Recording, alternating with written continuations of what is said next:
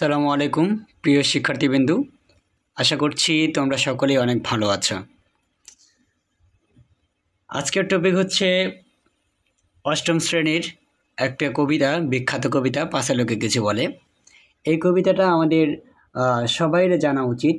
এই কবিতা সম্পর্কে সবাইরে ভালো দক্ষতা অর্জন করা উচিত, কেননা এই কবিতার মাধ্যমে আমরা বুঝতে পারবো যে আমাদের আমরা জাতি হিসাবে কেন এতটা পিছিয়ে আছি। তো লিখেছে হচ্ছে কামিনী রায়। পাঁচা লোকে কিছু বলে কবিতা বলার আগে আমি আগেই বলে নেই কিছু কথা, যেটা হচ্ছে আমরা জাতি হিসাবে মুখ থুবড়ে পড়ে আছি। দেখো, অন্যান্য জাতির সাথে যদি তুমি আমাদের জাতিকে তুলনা করো তাহলে দেখবা যে আমরা অনেক পিছিয়ে আছি। আর পিছিয়ে থাকার কারণটাই হচ্ছে আমরা নিজেরাই। আমরা ভয় করি যে আমাদের কোনো একটা কাজ যখন আমরা করতে যাব তখন পিছন থেকে কে কী বলবে না বলবে।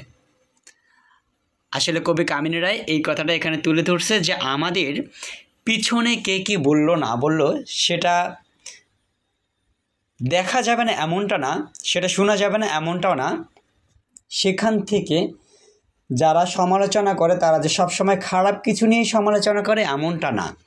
তারা যে সমালোচনা করে এই সমালোচনার মাধ্যমে আমরা কি করতে পারি, আমাদের যে ভুলগুলো রয়েছে এই ভুলটাকে আমরা শুদ্ধ করে সামনের দিকে আরও ভালো কিছু করতে পারবো।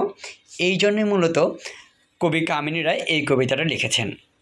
তাহলে আমরা যে মূল কবিতা আছে এই মূল কবিতার মধ্যেই চলে যাই। করিতে পারি না কাজ সদা ভয় সদা লাজ, সংশয়ে সংকল্প সদা টলে, পাছা লোকে কিছু বলে। অর্থাৎ আমরা কোনো কাজ করতে পারি না, সদা মানে সবসময় আমরা ভয় এবং লজ্জার মধ্যে থাকি। সংশয় মানে হচ্ছে দ্বিধাবোধ করা, সংকল্প মানে হচ্ছে দৃঢ় ইচ্ছা। তার মানে আমাদের যে মনের দৃঢ় ইচ্ছাগুলো আছে এটা সবসময় দ্বিধাদ্বন্দ্বের মধ্যে টলমল করতে থাকে। পাঁচা লোকে কিছু বলে, তার মানে মূল বিষয়টা হচ্ছে পিছন থেকে মানুষকে কি বলবে না বলবে, এই জন্যে মূলত আমরা সবসময় ভয় এবং লজ্জার মধ্যে থাকি এবং আমাদের যে ইচ্ছা শক্তিগুলো আছে এগুলো সবসময় কি করে, সংশয়ের মধ্যে টলমল করতে থাকে। তারপরে স্টানজায় বলতেছে, আড়ালে আড়ালে থাকি নীরবে আপনা ঢাকি, সম্মুখে চরণ নাহি চলে, পাছে লোকে কিছু বলে। বলতেছে আড়ালে আড়ালে থাকি, অর্থাৎ নিজেকে আমরা কি করতেছি, গোপনে গোপনে রাখতেছি। কেন?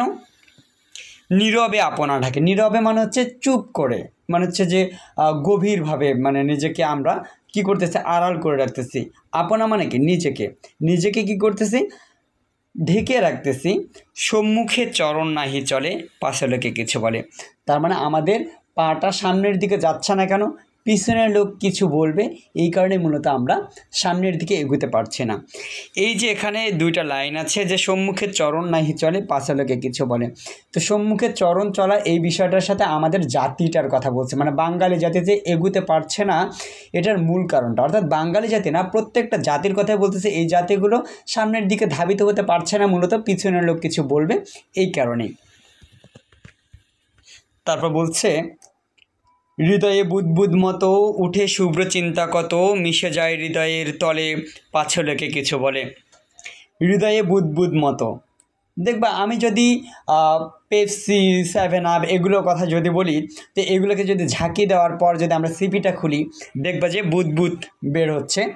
তো এরকমভাবে আমাদের মনের ভিতরে চিন্তাভাবনাগুলো মানে হচ্ছে বাইরের দিকে বেরিয়ে আসতে চায়। মনের ভিতরে যে আমরা চিন্তাভাবনাগুলো করি, সুন্দর সুন্দর চিন্তাভাবনাগুলো করি, এগুলো কিন্তু বাইরে বেরিয়ে আসতে চায়।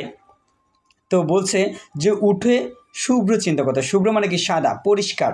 এই পরিষ্কার যে চিন্তা ভাবনাগুলো এগুলো বুদবুদের মতো করে মানে হচ্ছে উপরে মানে হচ্ছে বেরিয়ে আসতে চায়, মিশে যায় হৃদয়ের তলে। এই যে বেরিয়ে আসার সময় আমাদের হৃদয়ের তলেই মিশে যায়, মানে বেরিয়ে আসতে পারে না, হৃদয়ের মধ্যেই সেটা শেষ হয়ে যায়, নিষ্পেষিত হয়ে যায়। কেন নিষ্পেষিত হয়ে যায়? এটা হচ্ছে পাছে লোকে কিছু বলবে, মানে পিছনে যে আছে সেই কিছু বলবে, এই ভয়েই আমরা ভীত থাকি। যার কারণে আমাদের যে শুভ্র চিন্তাগুলো আছে, শুভ্র যে ভাবনাগুলো আছে, সুন্দর চিন্তা ভাবনাগুলো, সেগুলো হৃদয়ের তলেই শেষ হয়ে যাচ্ছে, নিষ্পেষিত হয়ে যাচ্ছে। কাঁদে প্রাণ জবে আখি সযতনে শুষ্ক রাখি, নির্মল নয়নের জলে, পাছে লোকে কিছু বলে। কাঁদে প্রাণ যাবে মানে যখন আমাদের, যাবে মানে কি যখন আমাদের প্রাণটা কান্না করে আখি সযত্নে শুষ্ক রাখি। আমাদের চোখটাকে আমরা সবসময় শুকনো রাখার চেষ্টা করি। কেন? নির্মল নয়নের জল, আমাদের যে নয়ন অর্থাৎ আমাদের চোখ দিয়ে যে পানিটা বেয়ে পড়ছে সেটাকে আমরা সবসময় শুষ্ক রাখার চেষ্টা করি, মানে শুকনো রাখার চেষ্টা করি। কেন? পাঁচে লেখে কিছু বলে। অর্থাৎ আমি এখানে কান্না করতেছি, আমার চোখ দিয়ে পানি পড়তেছে, যদি কেউ দেখে তাহলে সে কী মন্তব্য করতে পারে? এই মন্তব্যের জন্যই মূলত আমরা কান্না করা সত্ত্বেও সেই চোখের জলটা ফেলি না। আর চোখের জল যতক্ষণ পর্যন্ত আমরা না ফেলতে পারবো ততক্ষণ পর্যন্ত কিন্তু আমাদের ভিতরের যে দুঃখ এবং কষ্টগুলো আছে এগুলো কমে না। তো যখন দেখা যায় যে কান্না করি তখন আমাদের মনের ভিতরে যে অনেক কষ্ট থাকে সেগুলো কিন্তু কমে যায়। তো এটাই এখানে বলছে যে কাঁধে প্রাণ যাবে, অর্থাৎ যখন আমাদের প্রাণটা কান্না করে তখন আমরা কি করি, আমাদের যে আখিটা আছে এই আখিটাকে আমরা শুষ্ক রাখার চেষ্টা করি, যাতে করে পিছনের মানুষ বুঝতে না পারে যে আমি কান্না করতেছি। তার মানে কি, আমরা জাতি হিসাবে কতটা পিছনে পড়ে আছি এই বিষয়টা বলতেছে যে পিছনের লোক কিছু বলবে, এই জন্য আমরা মূলত কোনো কাজের দিকে ধাবিত হতে পারছি না, কোনো কাজে অগ্রসর হতে পারছি না। আমি আবার একটা কথা বলে রাখতেছি এখানে, যে সমালোচনা সবসময় যে খারাপ কোনো কিছু নিয়ে আসে এমনটা না। দেখো, বিশ্বে এই পর্যন্ত যে যে মনীষীরা আছে, যে যে লেখকগণ আছে যারা বিখ্যাত হয়েছে, তারা যে সৃষ্টিকর্মগুলো করেছে এই সৃষ্টিকর্মের পিছনে কিন্তু অনেক সমালোচনা আছে। যদি আমি রবীন্দ্রনাথের কথা বলি, মাইকেল মধুসূদনের কথা বলি, তারপর হচ্ছে কাজী নজরুল ইসলামের কথা বলি, তো এদের সব কিছু নিয়েই মূলত সমালোচনা আছে। এদের যতগুলো রচনা আছে সবগুলো রচনার পিছনেই সমালোচনা আছে। এই সমালোচনা থেকেই তারা কি করতে পেরেছে, নিজেকে আরও পরিশুদ্ধ করতে পেরেছে। এই পরিশুদ্ধ করে মূলত তারা আরও সামনের দিকে এগিয়ে গিয়েছে। তার মানে সমালোচকরা তাদেরকে আরও সামনের দিকে এগিয়ে নিতে বেশি সাহায্য করেছে। সো আমাদের কি করতে হবে, যে পিছনের লোক কে কী বললো না বললো সেটাকে তোয়াক্কা করা যাবে না। তারা যে বিষয়টা নিয়ে সমালোচনা করতেছে, যদি তোমার মনে হয় যে ওই বিষয়টা আসলেই ভুল, তাহলে সেক্ষেত্রে তুমি সেটাকে শুধরায় নাও। শুধরায় নিয়ে তুমি নেক্সটে আরও ভালো কিছু করার ট্রাই করো, কিন্তু তোমাকে কোনোভাবেই থেমে থাকা যাবে না, সামনের দিকে এগিয়ে যেতে হবে। এই সামনের দিকে এগিয়ে যাওয়ার বিষয়টার জন্যই মূলত এই পাশে লেখে কিছু বলে কবিতায় কামিনী রায় বারবার আমাদেরকে ফোর্স করতেছে, বলতেছে তারপরে, একটি স্নেহের কথা প্রশমিতে পারে ব্যথা, চলে যায় উপেক্ষার ছলে, পাশে লোকে কিছু বলে। একটি স্নেহের কথা প্রশমিতে পারে ব্যথা। প্রশমিতে মানে কি, প্রশমন করা অর্থাৎ নিভে যাওয়া। যেমন হচ্ছে আমরা যদি অসুস্থ হই তাহলে সেক্ষেত্রে এই অসুস্থতাকে কাটানোর জন্য অর্থাৎ প্রশমন হিসেবে আমরা ওষুধ সেবন করি, তাই না? তো এরকমই বলছে। মনে করো যে আমি বারবার সবসময় তোমার সাথে খারাপ বিহেভ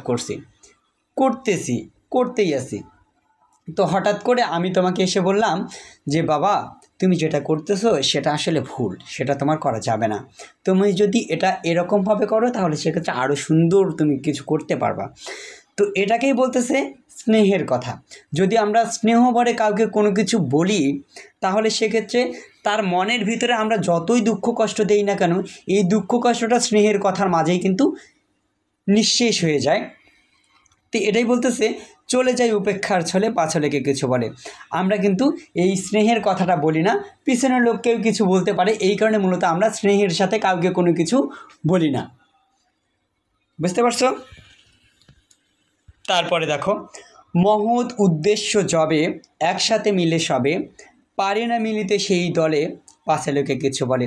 আমাদের যে মহৎ উদ্দেশ্য আছে, মনে করে যে কেউ একজন ভালো কাজ করতেছে, তার সাথে যদি আমরাও মিলিত হই তাহলে ভালো কাজের সাথে আমরা সামিল হতে পারলাম, কিন্তু এই সামিলটা হই না। আমরা কেন সামিল হই না?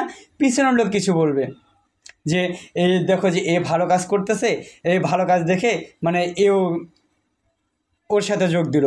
এই যে আমাদের টেন্ডেন্সিগুলো, এগুলো আমাদের আসলে চেঞ্জ করা উচিত। তো এগুলো যতদিন না পর্যন্ত আমরা চেঞ্জ করতে পারবো ততদিন পর্যন্ত আমরা সামনের দিকে এগোতে পারবো না। তারপর বলতেছে, বিধাতা দিছেন প্রাণ থাকি সদা ম্রিয়মান, শক্তি মরে ভীতির কবলে, পাশে লোকে কিছু বলে। বিধাতা দিছেন প্রাণ মানে সৃষ্টিকর্তা আমাদের প্রাণটা দিয়েছেন, থাকি সদা ম্রিয়মান মানে হচ্ছে আমরা সবসময় ভয়ের মধ্যে থাকি, শক্তি মরে ভীতির কবলে। তার মানে আমাদের সৃষ্টিকর্তা যে প্রাণটা দিচ্ছেন এটা আমাদেরকে ভয় করে থাকার জন্য না। আমি যদি বলি লিটারালি যদি আমি বলতে চাই তাহলে সেক্ষেত্রে সৃষ্টিকর্তা আমাদের প্রাণটা দিয়েছেন সেটা ভয় করে থাকার জন্য না। আর যদি আমরা ভয় পাই, আমরা যতই শক্তিশালী হই না কেন, আমাদের ভিতরে যদি উইকনেস থাকে এই শক্তি আসলে কোনো কাজই দিবে না। এই কথাটাই বোঝাচ্ছে যে বিধাতা দিয়েছেন প্রাণ থাকি সদা ম্রিয়মান, শক্তি মরে ভীতির কবলে। অর্থাৎ আমাদের যে শক্তিগুলো আছে এগুলো ভয়ের কবলে পড়ে নষ্ট হয়ে যাচ্ছে। যতদিন পর্যন্ত আমরা সোচ্চার হতে পারবো না ততদিন পর্যন্ত আমাদের হৃদয়ের ভিতরে যে শক্তিগুলো আছে এই শক্তিগুলো বাইরে আমরা প্রকাশ করতে পারবো না। সেটা কী হয়ে যাবে? নিঃশেষ হয়ে যাবে। কোথায় নিঃশেষ হয়ে যাবে? ভীতির কবলে। আমরা যে ভয় পাচ্ছি এই ভয়ের কবলে আমাদের যতই শক্তি থাক না কেন সেটা নিঃশেষ হয়ে যাবে। তো এই ছিল পাঁচে লেখে কিছু বলে কবিতা। আশা করছি তোমরা পুরোটাই বুঝতে পারছো। যদি কোনো জায়গায় বুঝতে সমস্যা হয় তাহলে অবশ্যই তোমরা কমেন্ট করে আমাকে জানাবা। আর নেক্সট কবিতা তোমরা কি চাচ্ছ সেটা অবশ্যই কমেন্ট করে জানাবা। আমার চ্যানেলের যদি নতুন কোনো দর্শক হয়ে থাকো, যদি এরকম হয়ে থাকো যে আজকেই প্রথম, তাহলে অবশ্যই সাবস্ক্রাইব করে পাশে থাকবা। ধন্যবাদ।